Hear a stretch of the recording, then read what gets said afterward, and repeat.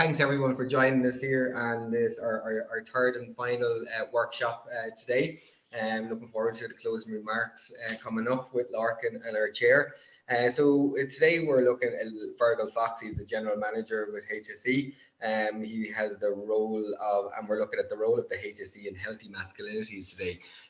Fergal is the head of stakeholder engagement and communications with the HSE Health and Wellbeing, and he's been working in the area of health promotion for 2 decades. The first 10 years of which focused on traveller health and work with traveller men and male adolescents before going on to coordinate the traveller health unit with the HSE in the Midlands. He has managed the HSE health promotion function in Dublin, Mid Leinster for 8 years before taking up his current role. He holds a Bachelor of Arts degree as well as a postgraduate diploma in communications. He has a HDip in education and a master's in health promotion. And he is passionate about engagement and participation working. So while Fergal is doing his presentation today, we will, any questions, any comments, if you can put them into the chat. But we will allow some time at the end for some discussion or for people to come in and ask some questions as well. And it's great to see everyone here. So I'm going to hand you back over now to Fergal, and you can kick off there then, Fergal. Thanks a million, Michael. And thanks to MDN for inviting me to participate today. We've had more than a funding relationship with MDN for a good few years now, and it's proven very effective. And I think that's the kind of theme of the presentation today. It's really partnership, and it's nice to see a few familiar faces and names pop up on this call here now, with Francis and Finian and Biddy, and I see Liam and a few other heads there that are well familiar with the partnership work that's going on. So I'm going to give you a little insight, and some of you may be familiar with the pieces already around the men's health work that's going on, that we're leading on in the HSE. Is the sound okay there, Michael? Yeah. So perfect.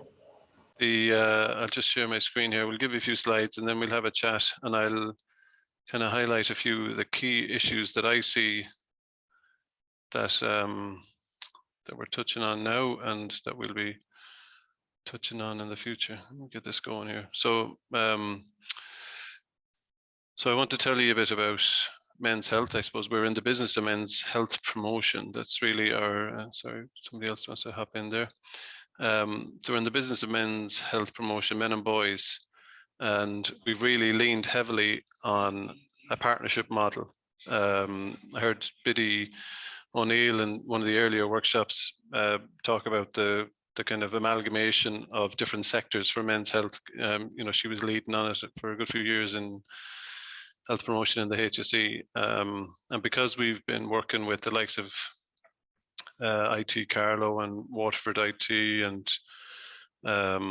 we've had the Men's Development Network, you know, not just take a kind of a delivery role, but really take a leadership role. And the same with Men's Health Forum, and the Men's Health Forum has worked as a kind of a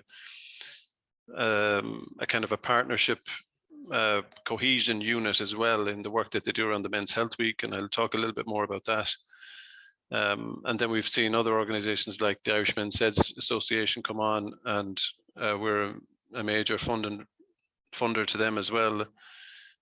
So there's a couple of organisations playing a key role. We also play a key funding role in the likes of the Healthy Club project with the GAA, and but these are all kind of coming under the umbrella of our Healthy Ireland Men Action Plan, which came on the back of our policy, which I'll talk a bit about. But anyway, this is a piece just to highlight, I suppose, the stats around men's health and why we're looking at men's health.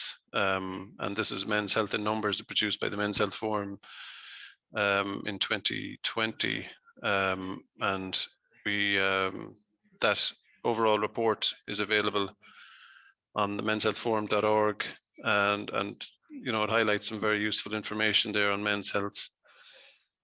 And like the males and cancer slide there that I'm just showing you, that, you know, cancer is causing 33.1% of all male deaths. You know, like sometimes I'm reflecting on, you know, that, you know, we're trying to promote men's health, but some of the statistics are shocking, and they're still not kind of widely known. You know, when it comes to mental health and things like that, and chronic disease.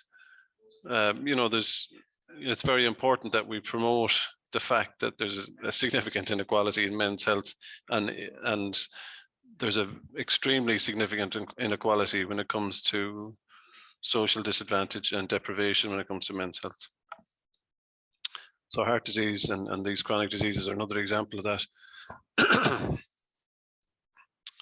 So there was a lot of work put into that. So this is just an example of a slide here that my colleague Finian, who's on the call here, shared with me, that he uses when talking about masculinity in Ireland and all the different forms it takes. But we've heard some, you know, I'm not going to talk about, you know, trying to describe gender to this group. Now you've heard the definitions from the other speakers and the way that we're looking at it and trying to look at it.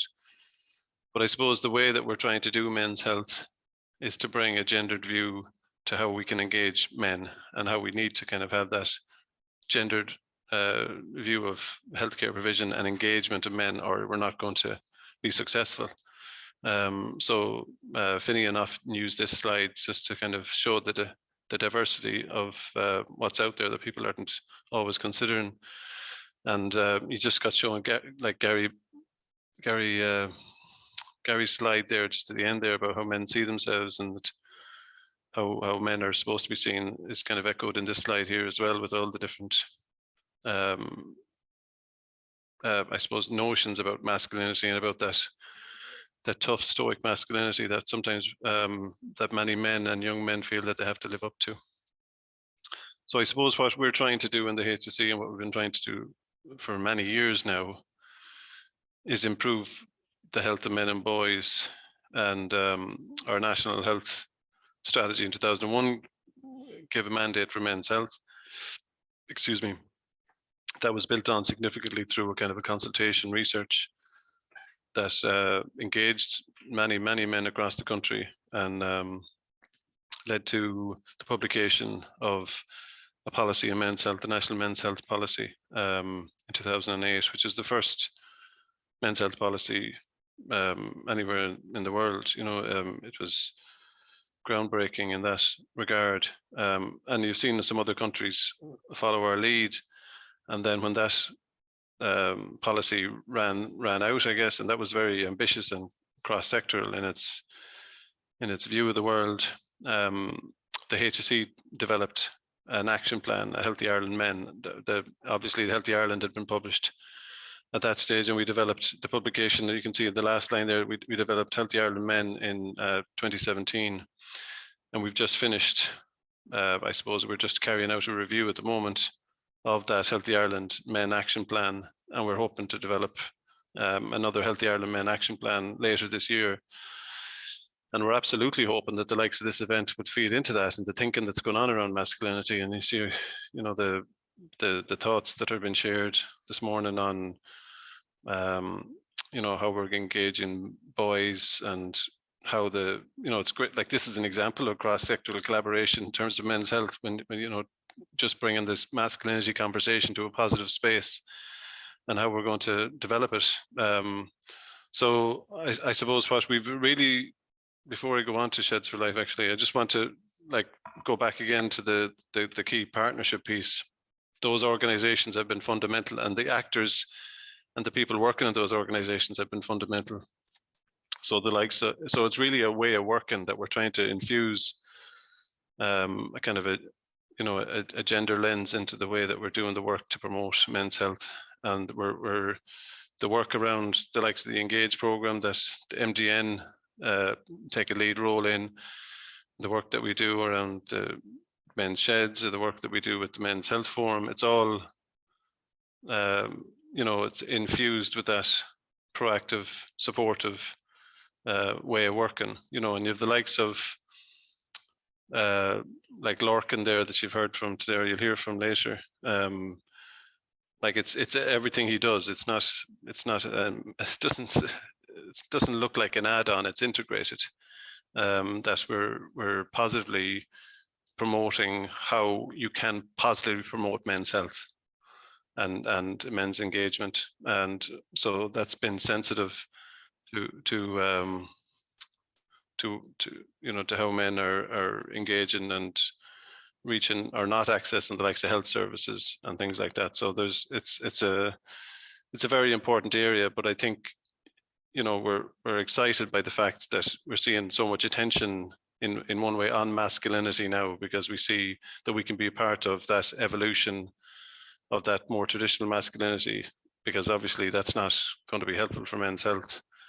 And like that might be obvious to me and some people here, but it's not obvious to everybody. So we're just like the MDN mission statement, like it's healthy lives for men and healthy lives for all.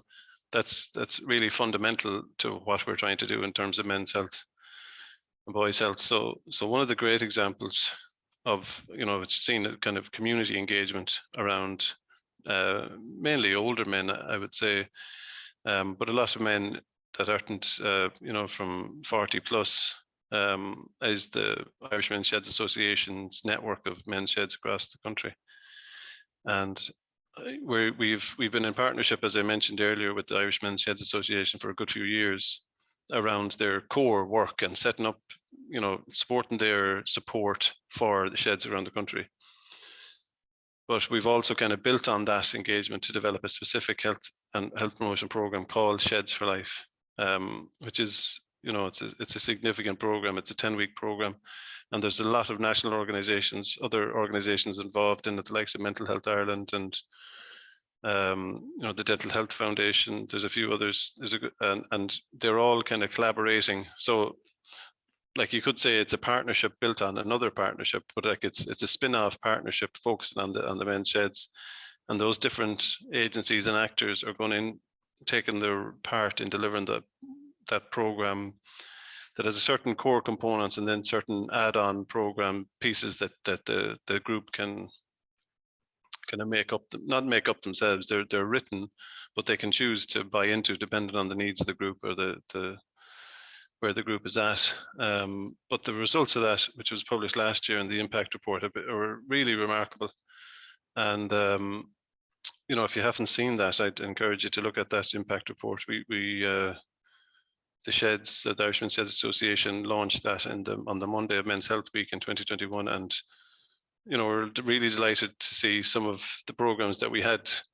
We'd already developed the likes of Healthy Food Made Easy program, but seeing it been utilized in a kind of a gender-sensitive way in a setting such as a shed, was really impactful. So we're delighted to see the progression of that, and these like this, the research has, before that impact report, it was proven that the sheds were a health promoting setting, but building a health and wellbeing program into that setting is kind of doubling up our efforts and building on the health education and health information that you can get there. And it's also creating that space for those conversations with men, like fundamentally, like Gary was just saying in the second keynote there about having positive conversations with men. Like the sheds is a setting for that naturally, never mind if we go in with health education. Excuse me. So I see it as a very kind of natural setting for the evolution of that masculinity, but even able to show your care for your fellow man by having that conversation or getting involved in that shoulder to shoulder activity rather than that. That's one of the selling points of the sheds, that men work shoulder to shoulder, not face to face, and they'll get engaged in an activity that has a purpose. They might come to the shed to build a bench, but you mightn't get them in the door if it was like coming in for a talk about blah blah blah. So it's designed for the target group, and it's doing really well, and we're delighted to see the progression of it. Men's Health Week is another ongoing kind of campaign that we have, but the Men's Health Forum deserve a lot of credit for how they've kind of expanded the reach of this. So obviously I'm working in a communications remit, I can see the value of this. But with my men's health hat on, you know, I've been involved in Men's Health Week since nearly it started in Ireland, but the Men's Health Forum through the HSE and with the Department of Health, and then they've kind of mushroomed the interested stakeholders that are utilizing the week to reach out to men and boys around positive health behaviors, and you know, not been afraid to show that weakness, and encouraging men to engage proactively on health and well-being.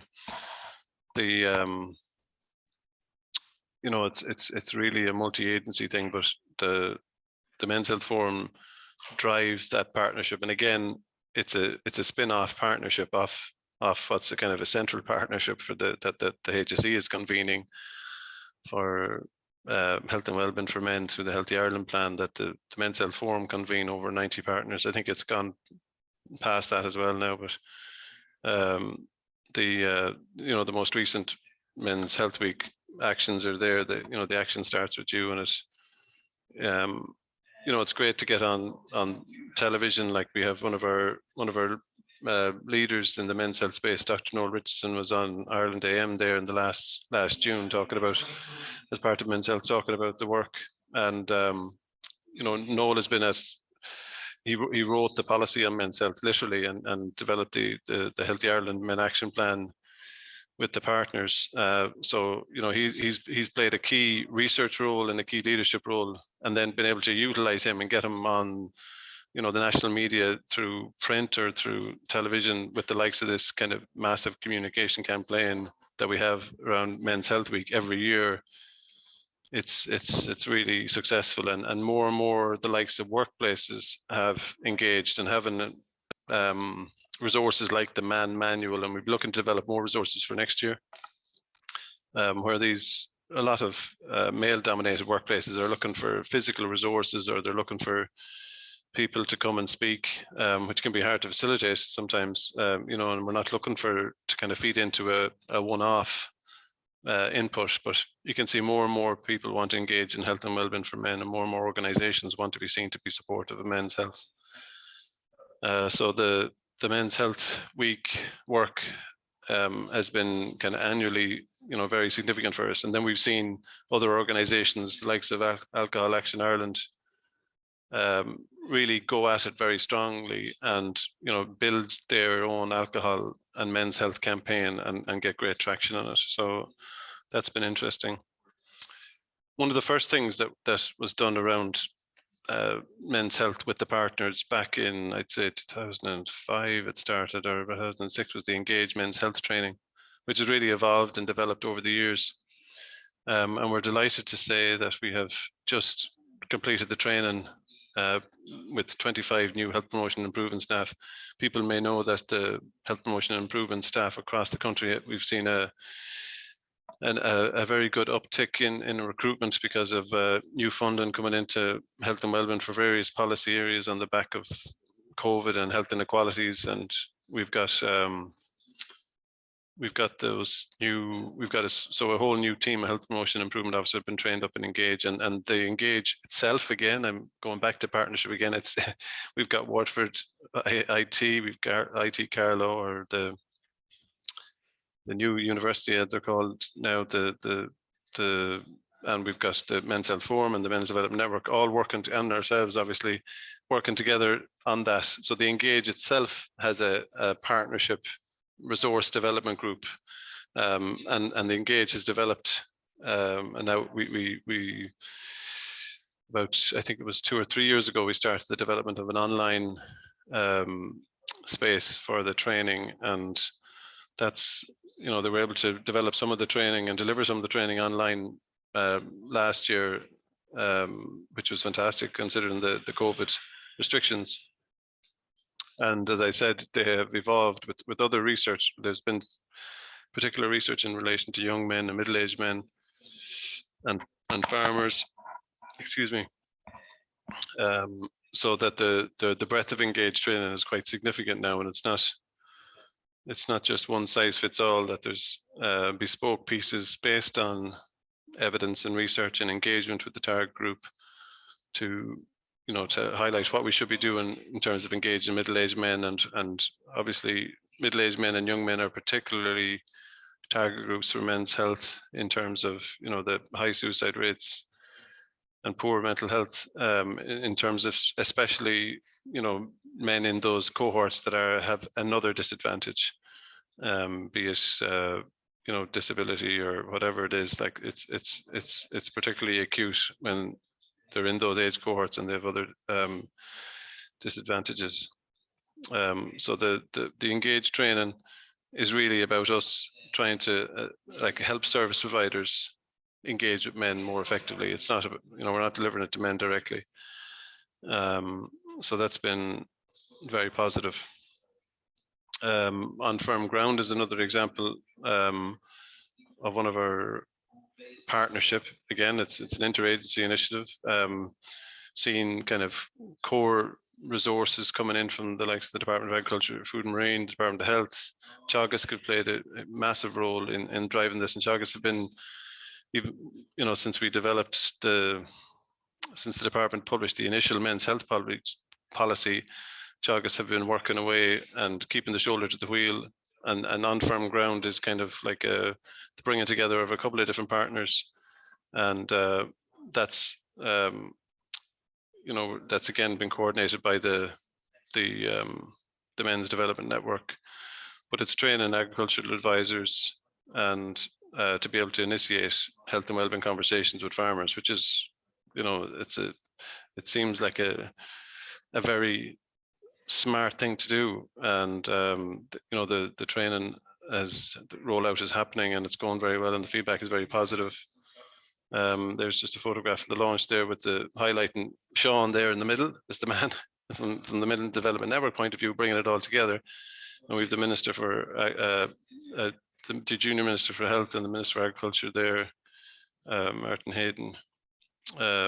So one of the other initiatives in the agri sector is the Farmers Have Hearts, which again is, there's a massive collaboration of agencies involved in this, including Glanbia, which is kind of it's a new, they're not a partner, they weren't a partner for us before, but they've really expanded the possibilities around the likes of this program, where we're doing kind of screening for farmers and then offering an intervention, not just in marts, but in co-op shops as well. So we're using the kind of agri setting when men engage with services around agriculture, using that opportunity to engage with men on their cardiovascular health, and then following up with them on a phone and text support around their health and wellbeing, and then following up with another screening. So the evaluation of that was launched in April this year, and we're looking to see how we can upscale that. So again, like that's again kind of bringing us into a new, we're already in the business of farmers' health and wellbeing, but it's bringing us into a very kind of structured cardiovascular program, proving its effectiveness through evidence, and again bringing loads of partners together. Irish Heart played a key role in that kind of on-site screening. There you can see Irish Heart, my colleague Janice is in the front of that photo there with the representatives from some of the different sectors. So I suppose what we're saying in terms of the work that we're doing is that we're, in terms of masculinity, is that any move away from that kind of traditional, we would see that traditional masculinity is linked to that lack of, is that stoicism and that, that limiting men on their help seeking behaviors, and that we want to move away from that. So that's integrated into everything that we're doing, and we're trying to reach out and can see that the dependency is on other partners. We're involved in the CORGE initiative as a partner that's funded by the National Office for Suicide Prevention, that's targeting the construction sector now, which again is bringing other partners together from the Department of Health, and the construction companies significantly are kind of really coming to the table, wanting to be able to engage men in their workforces around, that are like, they have armies and armies of men working in construction. and a lot of the times they're not men from these shores, so there's limitations on language, and they can be very challenging circumstances. That initiative is it's going to be massive potentially in terms of engaging with the construction sector, but the research that's rolling out to date is going very well in terms of engagement, and it's early doors really yet, but it's highlighting that there's a massive openness now. So that, like, in terms of the culture change that we're looking for from a masculinity point of view, we're getting it in more and more every year, I feel, in terms of the engagement, the willingness to engage with the likes of, the HSE or one of our partners. And, so I suppose, this is my last slide, but like, it's really about, like I've said it about 20 times already, like the partnership is the key to the whole thing. We just don't have the reach and the scope that we need to activate in terms of making any fundamental change with men's health across the country and boys. I think there's more that we can do, so like I said earlier, we're looking forward to trying to write some actions for the next Healthy Ireland Men's Plan. But our advisory group has been fundamental over the last few years, and that's the Department of Health, Healthy Ireland, that's the Institute of Public Health, that's the Irish Heart Foundation, that's the National Office for Suicide Prevention. That's all the agencies I mentioned already, including the Men's Development Network, the Men's Health Forum, Irish Men's Health Association, the Irish Cancer Society, all kind of getting involved, and not just been, proactive for Men's Health Week, but looking at men's health as a fundamental integrated part of their work throughout the year. In the HSE, we've tried to also do more of an internal focus, especially in relation to Men's Health Week, trying to target our own workforce, really, seeing that they have a massive influence potentially on the men that they're engaging in their service, and then on the men that are in our, working in the service. So, we've tried to, I suppose, use our internal communication channels more to try and share the messages around men's health internally in the HSE over the last few years, and we've seen an increase in engagement from HSE staff on the back of that. I've already mentioned and explained around the Men's Health Week that we think that's a kind of consistent enabler for us. Excuse me. We hope to be able to continue to utilize that. The Engage Men's Health training itself is, is greasing the wheel all the time on other agencies targeting men. And, I see it very often that, an agency or even a function in the HSE can think that, they're doing their business really well and they might make progress, but then they think, oh, like we're not getting men into this, or we're not getting boys into this, or the men and the boys aren't getting the message. It becomes when it comes a problem for them, they might come looking for the likes of Engage Men's Health Trainer, or they might come looking to engage some of our partner agencies in reorientating their work to make it hit home.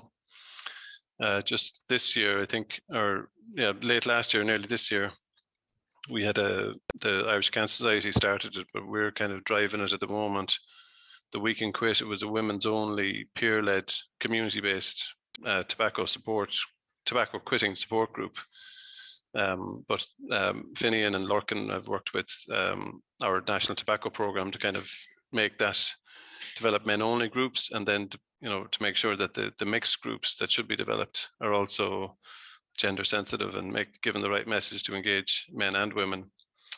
So look at as I said already, and I keep repeating, there's significant collaboration going on. I suppose from an engagement point of view, I feel that we're only convene a Healthy Ireland Men Action Plan Advisory Group, but all those agencies are working with massive other collaborations of agencies. So it's just kind of a web of enabling that's going on at the moment that we'd like to expand on further. But I suppose key, it's really positive when you see the likes of the Department of Agriculture increasing their footprint on the work, the likes of the Department of Health sustaining its footprint on the work, the likes of the Department of Equality and getting involved. Like we took part in in a gender workshop earlier this year about our work, and they're looking at, you know, the challenge and restrictive masculinities and all the rest of it. And so, you know, there's massive engagement in this, and I think it's only kind of proven that there's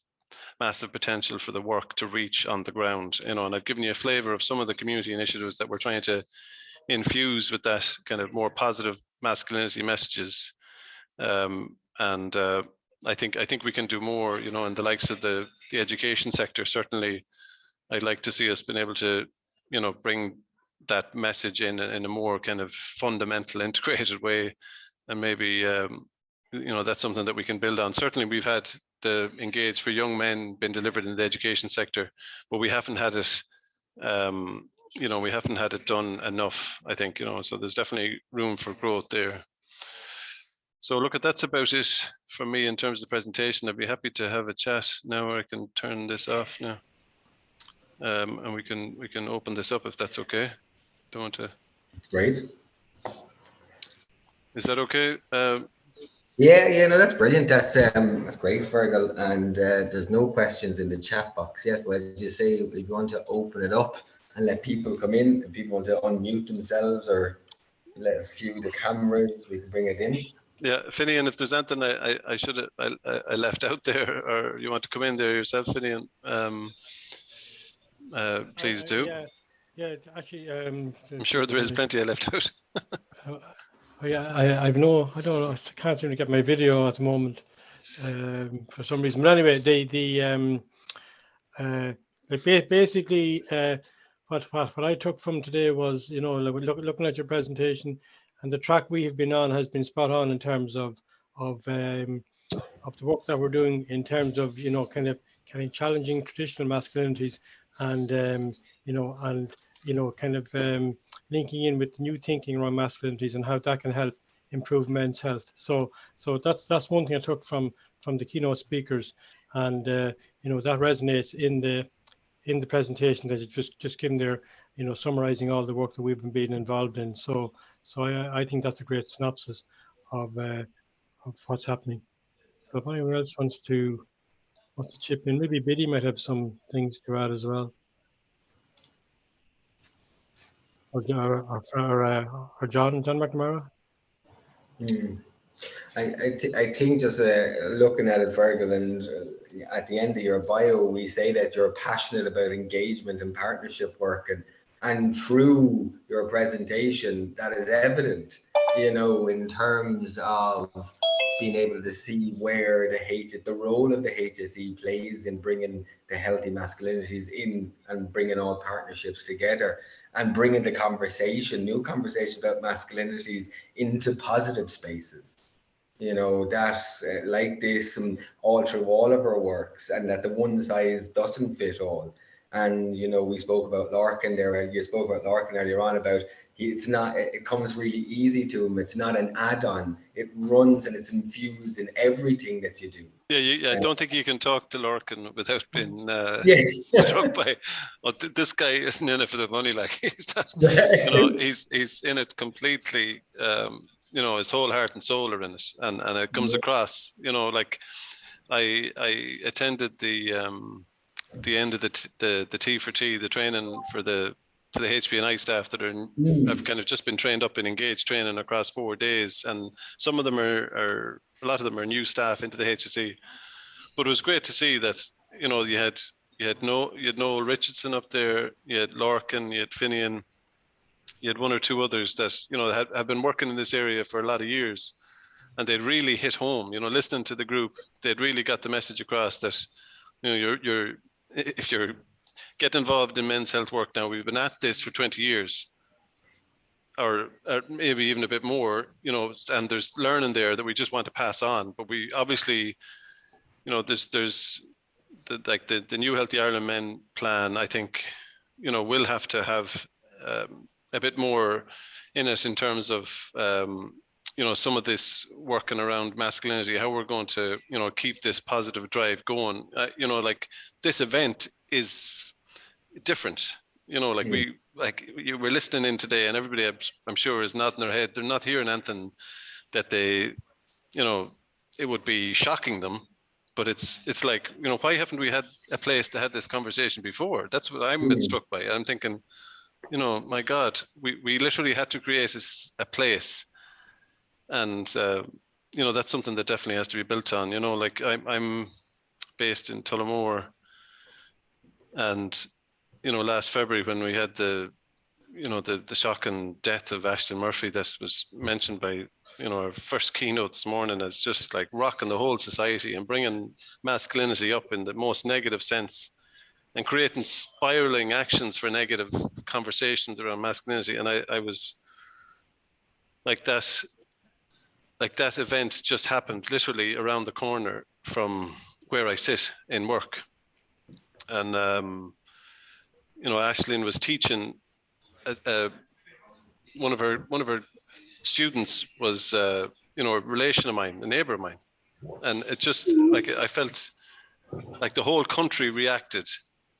Like everybody was in shock for, you know, 2 weeks, and the whole place went, you know, I don't think, I've never seen everybody react to something like that before.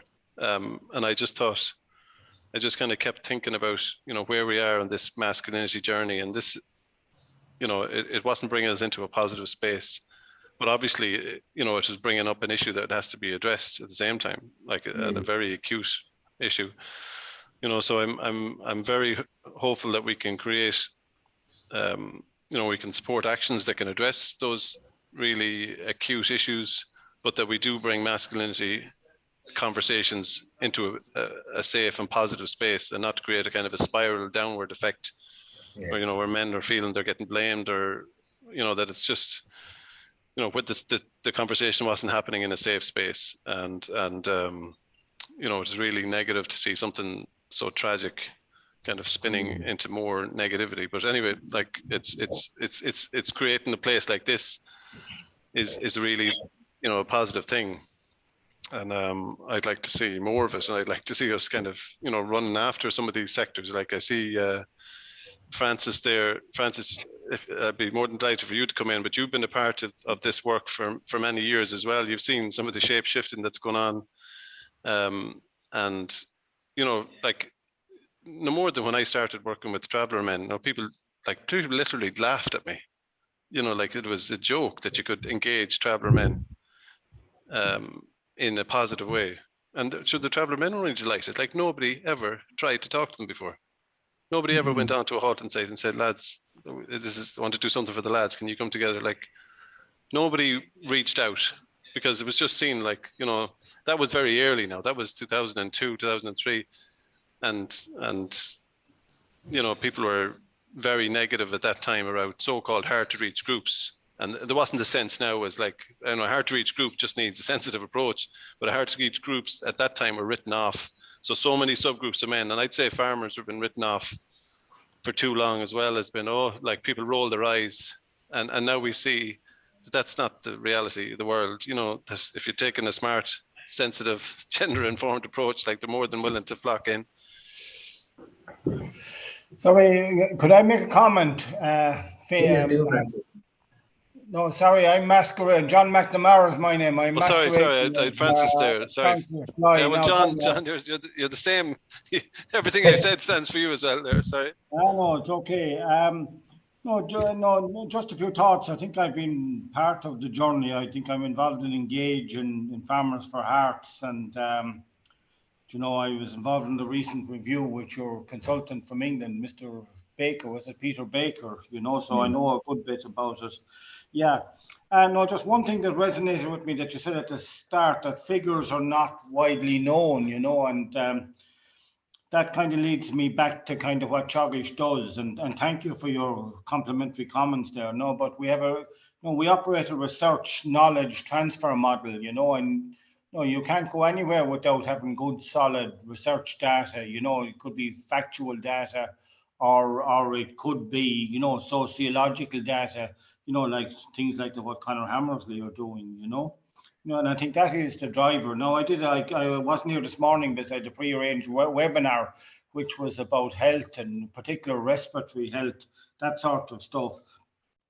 You know, but, you know, some of the people on the webinar were, you know, really surprised with the data and the figures and all that, you know. And I think there is a deficit there in knowledge, continues to be among farmers. Now we're trying to fill it, in factual knowledge about the actual facts about farmers' health. And I think Dr. Breda Smith, and we compliment her that she's the acting chief medical officer, but her study, is absolutely fantastic in terms of her. She's found, I think, that farmers were 5 times or 7 times more likely to die of occupational disease, cardiovascular, and cancers and so forth. Just one offspring of that is that having the data leveraged, our good selves now getting research funding through our Walsh Fellowship scheme. That's for Diana and to some extent for Connor and that. So the point I'm making is that data is important. I think my boss said to me long ago that you need a big ship to make progress. And I think, Teagasc, we have a good network of staff and people, and we're most anxious to work in a partnership way, for the economic good and the socio-economic good of people. Regarding masculinities, I know Noel Richardson and that has done some training with broadly with our education staff. And it is very useful, and we're gradually seeking to, move young males, our students, onto a better place in terms of masculinities. I think just in terms of progress, I think you just have to keep at it. I was involved in the Kilkenny Health Project, believe it or not. And, I felt the project was very good, first of all, but, a bit too fast, trying to change everything in a couple of years, and that it doesn't work like that. It takes longer and you have to keep at it, and we propose to do that. One area just, and I'm not hawking now or anything like that now, but I feel cancer prevention. Farmers think they're healthy because they're out in the air, but they still have high cancers. So I'm kind of poking around looking for the possibility to do some work in that area, to promote. Well, I'm happy to follow up with you on that, John, because we have a couple of internal partners in terms of cancer prevention. Right, just not to cut across it, but just say we only have 5 minutes. Okay. So, but anyway, I will follow up with you on that, John. And I'll be very quick now, but one thing we're often asked when we talk about men's health and that is, what about women? That there is a whole European movement of trying to increase women in agriculture, so we shouldn't forget ladies. Absolutely. Yes, no, we wouldn't. And Deirdre, you've made some comments there around, we've asked ourselves, why isn't there the same outpour of grief and reaction for women of different backgrounds are murdered in Ireland? And yes, it's a big question. And we bring it back into, we talk about the safe spaces to be able to have those conversations and to be allowing ourselves to be able to have those conversations. And a lot of it seems to be very on the media side of things and what's impactful and what will get likes, what will get hits, what will sell, unfortunately. I think that, like it's just an opinion, but obviously that if something seems middle class and relatable, it's more of a chance of going viral than if there's somebody that's not, which is was another issue that was highlighted in February, which isn't, that's just I see another point highlighted around prisoners, and that's an absolute. I worked with a project in Dublin with people coming out of. They had to have done 5 years of serious offending behaviour, trying to, it was provide education supports and employment supports.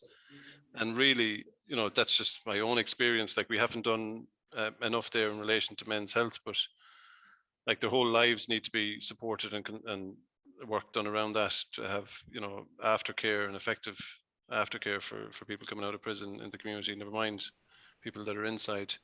Or even looking at more prevention rather than the justice, that the criminal in getting incarcerated. We should be looking at more. Yeah, like it's one of those things that are normalized, like men's offending behavior rates compared to female offending rate. Like, it's just shockingly normal, and everybody just well, that's the way of the world. But why is it? Why is it?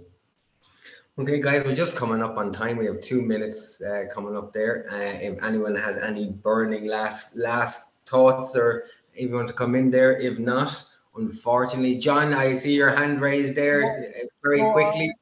Yeah, no, I'll be very quick. No, I'd just like to compliment Sean Cook. I heard him on the radio directly after the tragic incident, in Yes. Tullamore, and I thought he was the absolute voice of reasonableness, in the face of fairly tough kind of negative comments by all sorts of people. And I'd just like to compliment him again. Thanks. Thanks, John. Anyone else? Liam. You're on mute there, muted, Liam. You're muted there, sorry. Can you hear me now? Yeah. Yes. Thanks, Michael. And just thanks, Fergal, for your input. I remember many years ago in Tullamore meeting you, Fergal, at that time, working with the Traveller Men's Health Project. And I was involved with Tullamore Travellers at the time. On the committee, or not the committee, I was in the community development program, but I'm just heartened to hear about the different initiatives, the Men's Health Week, and similar the work of what used to be IT Carlow, now Southeast Technological University. And I interestingly work in the Technological University of Dublin. So I think it's something we could work on as well on our college campuses. The male students, the young men that are doing community work, community development courses and youth work courses, and probably all courses to some extent. Absolutely all courses, I would think. Yeah, but that's a great place to start. Indeed. Yeah. Good idea. Get the message out there. Yeah. But very good work. Thank you very much. Nice to see you again, Liam. Thank you. And you too, Fergal. Okay, guys, that brings us right bang up on time, and we're going to be moving in now to the roundtable discussion. So thanks everyone for attending, and thanks, Fergal. That was absolutely brilliant. So well done. Thanks. Okay, we'll see you guys. Thank you. Thank you, everybody.